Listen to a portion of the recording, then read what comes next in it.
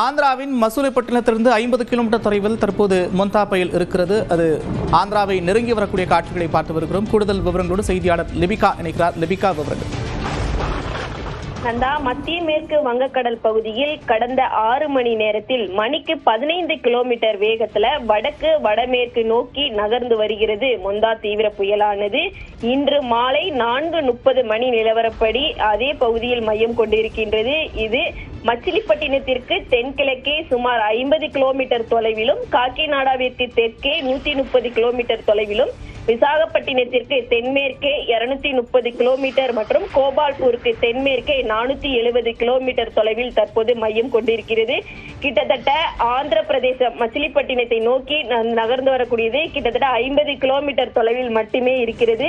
15 kilometre வேகத்தில் இந்த தீவிர புயலானது நகர்ந்து வருவதன் காரணமாக இந்த 50 கிலோமீட்டரை கடப்பதற்கு இன்னும் 3-4 மணி நேரம் கூட எடுத்துக்கொள்ளலாம்.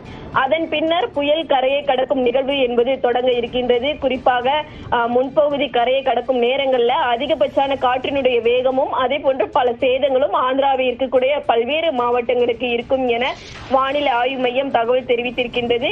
இது தொடர்ந்து வடக்கு வடமேற்கு நோக்கி நகர்ந்து இன்று இரவுல காக்கிநாடாவை சுற்றி இருக்கக்கூடிய ஆந்திர பிரதேச மச்சிலிப்பட்டினம் மற்றும் கலிங்கப்பட்டினம் இடையே கரையை கடக்கும் என கணிக்கப்பட்டிருக்கிறது. குறிப்பாக புயல் கரையை கடக்கும் நேரங்கள்ல 90 முதல் 100 கிலோமீட்டர் வேகத்தில் காற்று வீசக்கூடும் என ஏற்கனவே வானிலை ஆய்வு மையம் தெரிவித்திருக்கக்கூடிய நிலையில் தொடர்ச்சியாக இன்று இரவு புயல் கரையை கடக்க தொடங்கும் நிகழ்வு நடைபெறும் என இந்திய வானிலை ஆய்வு மையம் தெரிவித்திருக்கின்றது. நன்றி லிபிகா, விவரங்களுக்கு.